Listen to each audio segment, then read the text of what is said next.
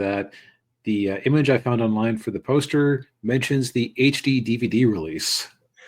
Oh, I actually think I had this movie on HD DVD. Do you still have your player? No. I got rid of that a long time ago. But yeah, our first movie is The Departed.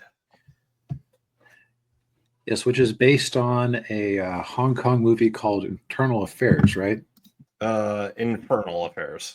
Infernal Affairs. Yeah. Okay. I don't know why it was called Infernal Affairs. But yeah, it's a Martin Scorsese movie.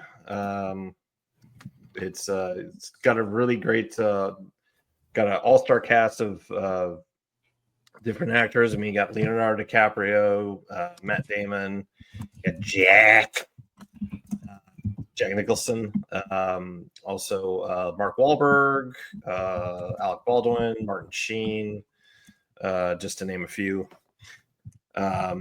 And it's basically the plot of the movie centers on these two guys. Leonardo DiCaprio's character, Bill. What was it? Just Billy is always listed as. Yeah, Billy. Oh, okay. Yeah, Billy, and then he's he comes from a crime family, and like apparently his uncle was like a real big boss, big mob boss, and his dad I think was in the game too, but he decides he wants to become a cop, but then he gets recruited by Martin Sheen and Mark Wahlberg's characters to become part of this like deep cover operation, and to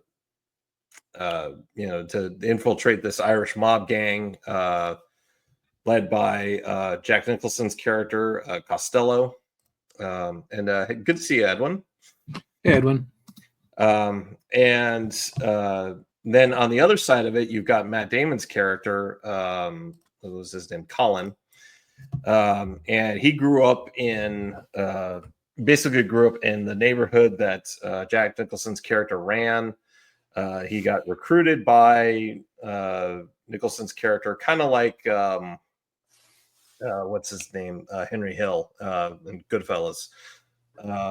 And he starts working for him, but instead of like going and working in the organization, Costello, Nicholson's character, has Damon going into becoming a cop. And so basically, he's got his own mole, his own guy on the police force. And of course, and Matt Damon's character like quickly makes his way rises through the ranks of the Massachusetts State Police, basically kissing any ass he could and doing any favors he could to get to this high up position of investigating the different organized crime groups, gangs. And so it's basically just the whole movie is basically just a game of cat and mouse between with DiCaprio trying to bring down Nicholson, and then Damon trying to keep Nicholson from going to jail, and you've got all this drama going on with like there's a love triangle in there too, between Billy and Colin, DiCaprio and Damon, and a psychiatrist character named Madeline, was played by Vera Farmiga. I think that's the name. Farmiga. I don't know how you do pronounce it. It sounds Italian regardless. I believe she's Ukrainian. Oh, that might explain why it's a little hard to pronounce. Yeah. She's been in a lot of different movies. She's in if you're a horror movie fan, she's in all the Conjuring movies. She plays Lorraine Warren. And she was in Godzilla King of the Monsters. Yeah. Oh, okay. I can kind of see that now. Yeah. And she was also in she was in that one movie with George Clooney where he was like the frequent flyer. And I know the one you're talking about, but I can't think of the name of it. Yeah, it's but but yeah, so yeah, that's basically the plot of the movie. Right. You just have two equal but opposite turncoats. Right. Yeah. And Edwin says it's a great remake. Yeah, it's decent. It's a good remake, I think, too. Although I think I would say I know DB, you haven't seen Infernal Affairs, but I've seen it. I think there were some things that couple of plot elements they did better in that movie than they did in this movie. And I'll get into that if we go into like spoiler territory. Um, but and also too, that movie is like 40 minutes shorter than this movie. Oh, was it? Interesting.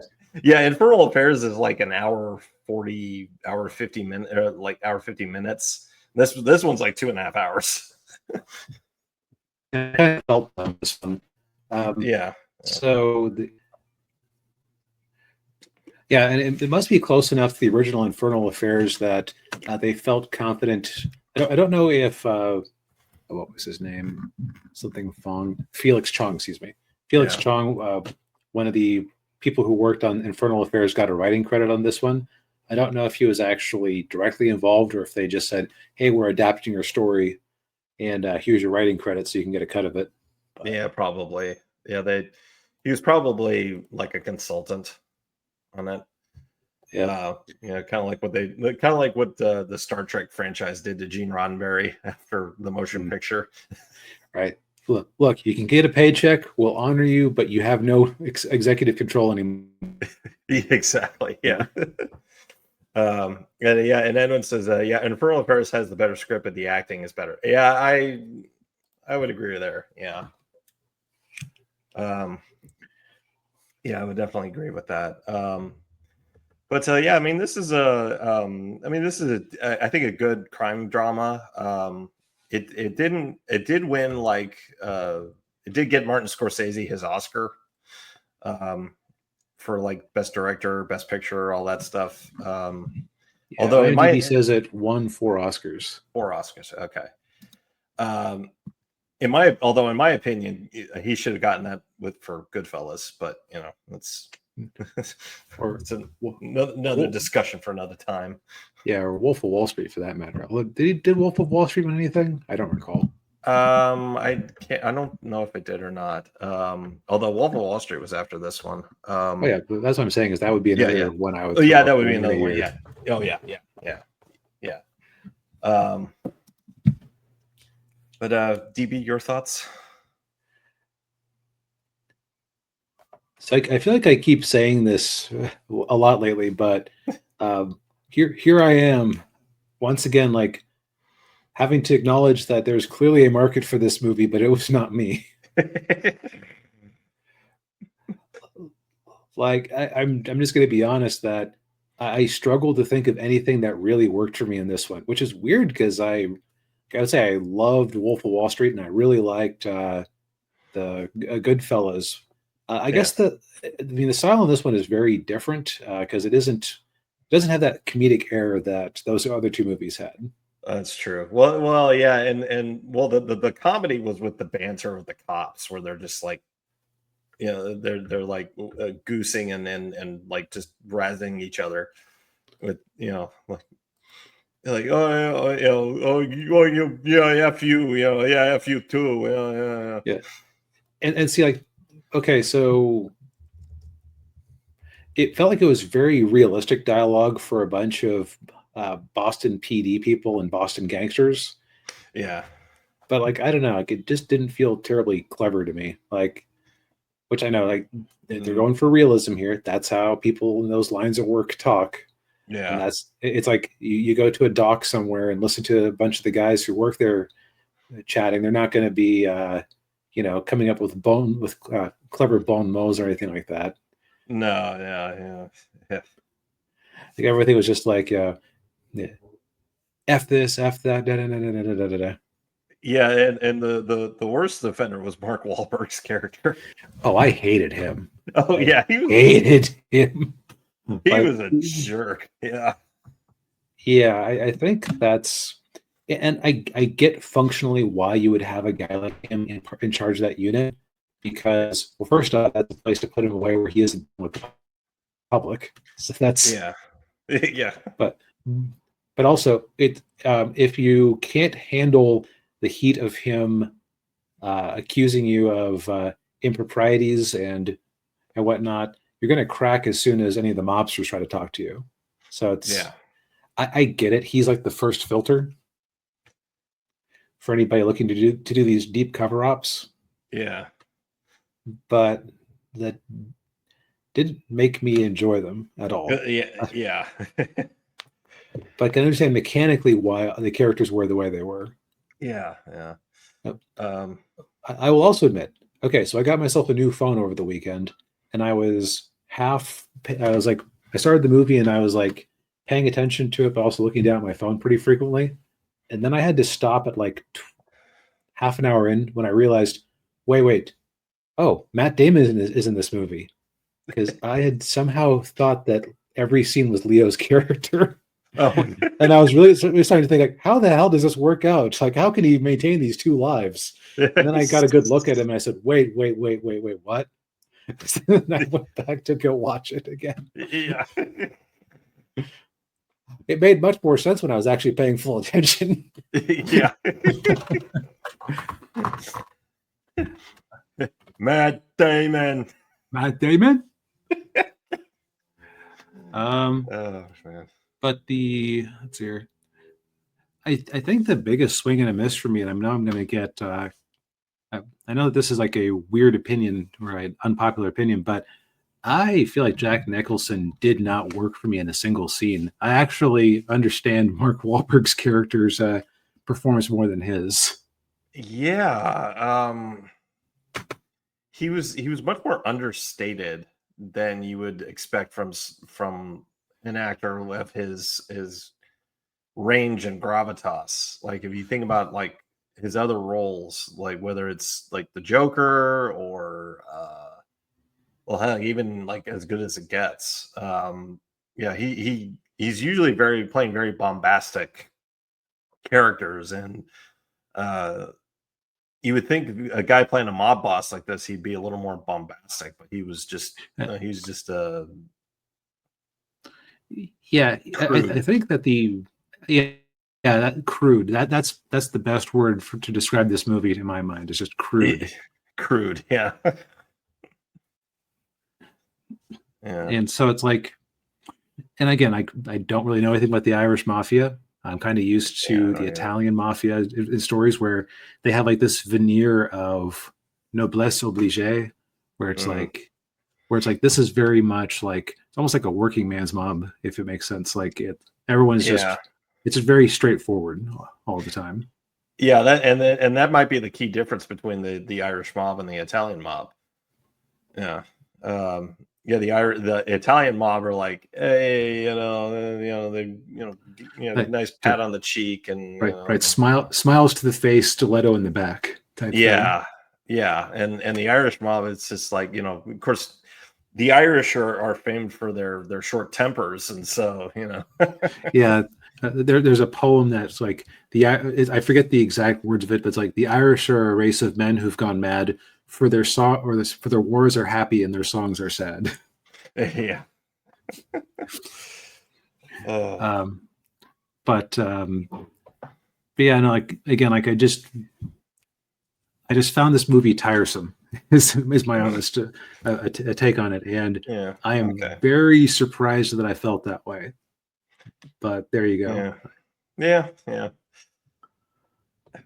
Well, shall we get into some spoiler talk? Yes. So overall recommend. Sounds like Daniel does recommend it.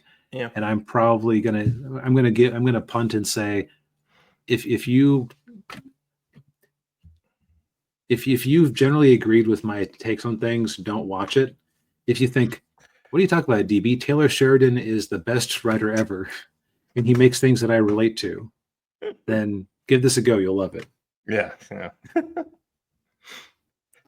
So Daniel, you had some comparisons with Infernal Affairs where you thought that this movie was maybe made some bad choices in the adaptation? Yeah.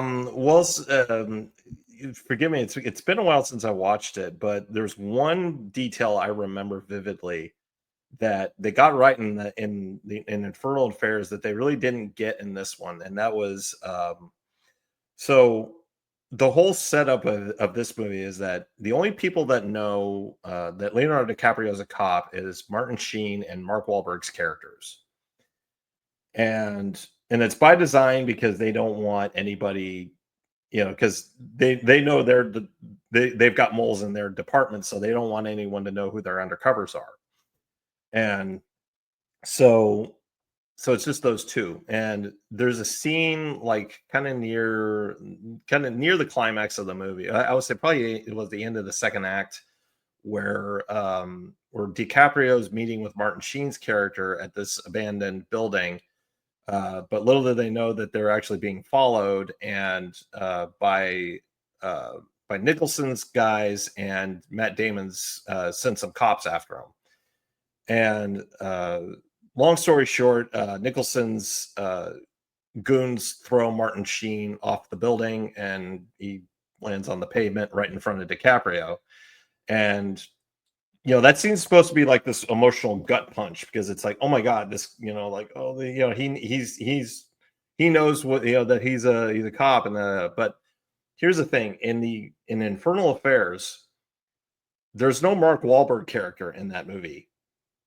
So there's only so only like the Martin Sheen counterpart in that movie is the only one who knows that the cop is a cop, and he's undercover with the triads. So that really ups the stakes with him dying. Yes, yeah, and they don't have to. And they don't have to waste a scene having Matt Damon pull maneuvers to get him sidelined. Right, exactly. Yeah. Yeah, so that's so that scene was just like, it had more emotional resonance in Infernal Affairs than it did in this movie. Like Martin Sheen's death in this movie almost felt like an aside. And yeah, the Infernal Affairs, I thought, did that a lot better. Yeah, that's an unfortunate choice. Yeah, it is. And I do also want to quickly say that I thought that DiCaprio and Damon both were probably the best actors in this movie. Yeah, I thought so too. Yeah, they sold their parts really well. As I will say this, as much as I don't like Leonardo DiCaprio as a person, I will say he is a decent actor. Yeah. Now, I think he did a better job in Wolf of Wall Street than in this one. Oh yeah, but also because he was playing a much more interesting character. Oh yeah, yeah. I will never forget that scene when he overdoses on Quaaludes and he's flopping around on the ground like a fish. Yes, that scene alone that's your Oscar moment where you're like, okay, you can do that realistically. Okay, you're in. Yeah. No, I agree. Yeah, they well, I mean, it's their movie if you think about it. I mean, it's just right. You would hope that they would be the best part of it, but oh yeah. We've seen plenty of times when they cast the wrong person. Indiana Jones and the Temple of Doom.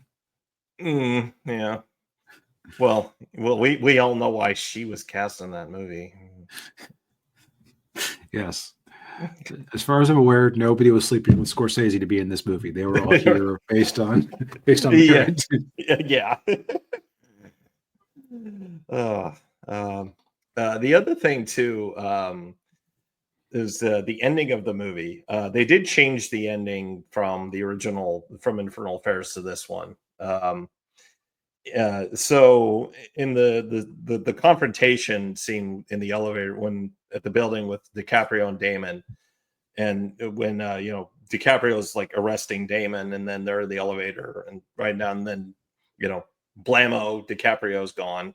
It gets taken out. In the Infernal Affairs, it's actually the police that do that to the DiCaprio counterpart in the movie. and the Matt Damon counterpart in that movie gets away with it. That's how the movie ends. At least that's how it ended for like international audiences. But in China, the government made them change the ending to have Oh, the Matt Damon character in that movie be arrested at the end. right, because you got to show that the CCP is a just organization that can keep police things properly. Right, exactly. Yeah. Yeah, so but this movie, the ending has Mark Wahlberg's character showing up in Damon's apartment and like blammo. Icing him, Yeah. which on the one hand, I do like to see the guilty get punished, but man, like I just felt so bad for DiCaprio's character. Yeah. Dude Yeah, put up with so much just he to get did. nothing. He did. Yeah, he did. Yeah, like I And, mean, and he's not going to get the 21 gun sloop at Damon Woods. So yeah, yeah. Although he did get a funeral though. did he? I guess I forgot. Yeah, oh, yeah. That was They gave him a funeral, and Well, was it a cop funeral or? yeah, it was a cop funeral. Yeah, Oh, he got I, the I yeah. guess I guess I'd kind of checked out, and I guess I'd assumed that it was the funeral for the other cop who had died there. No, no. It was DiCaprio's. Yeah, because Damon was trying, and when he at the end of the movie when he's talking to like the internal affairs or whoever it was, and giving a statement, he said, "I want to recommend." He wanted to recommend DiCaprio's character for the Medal of Oh, Merit or whatever it was. that's right. That's right. Yeah. Okay, right. That was just him being slimy and covering his tracks one more time. Right. Yeah. And of course the other thing too is with the whole love triangle thing, she was pregnant. Yeah, And yeah, and you it's don't. like, okay, yeah, who's the dad? Yeah, that's true. Yeah. I could have done without the love triangle, but I get what they were going for. It's like the two worlds Yeah. intersecting on every level. Yeah. Yeah. Um, oh, the what was I had a thought, but it went away. That's Oh, okay. yeah, that's all right. Okay. But But yeah, it was basically a rocks fall, everybody dies ending. yeah, it Um, is. Yeah. the other thing that's kind of the other thing I don't think we would have wanted more from this movie, but um, Nicholson's character, the mob boss, is loosely based on real life Italian mobster Whitey Bulger, who Oh, yeah. somehow managed to get himself made an FBI informant, even though he was the head of a mob. Oh, yeah. I was wondering about that. Yeah, because I remember, yeah, when they revealed that he was an FBI informant, I'm like, what, like Whitey Bulger? Yep. Yeah. Which that doesn't really come up in the movie all that much. No, just a couple of like real throwaway lines. Like it would have been just, I think it would have been just as convincing to say, "Oh yeah, his brother's the DA," mm, or something like that. It just some sort, like it could have been any sort of corruption. yeah. Where I think it would have been interesting to get into that more. How do you get someone in the FBI to approve of that stupid plan to let a mob boss? What was that? You roboted there. I was saying uh, it would be interesting to have a movie more focused on that, because it's like, wait. Why did you let the shark get away in exchange for him giving you a minnow now and then? Oh, yeah. Yeah, I hear you. Which it actually happened, so it's Yeah, clearly realistic in the sense that it is a thing that can happen. But I think that yeah. would be an interesting movie in itself. Here Well, it was like yeah, kind of a throwaway element. yeah, it was. Yeah. Well, they did a biopic movie about Whitey Bulger 10, 15 years ago with Johnny Depp playing Whitey Bulger. Yeah, Yeah. I heard that it wasn't doesn't very I heard it wasn't very good. that doesn't sound like good casting in the slightest. No, no. Oof. But I think I'm out of things to say about this movie. Yeah, I am too. It's on Netflix right now. I think it's leaving at the end of the month though, if I remember right, or I might be thinking of something else. It's also a Warner Brothers movie, so if you have HBO Max, it might be there. Yeah, Haven't checked, yeah. but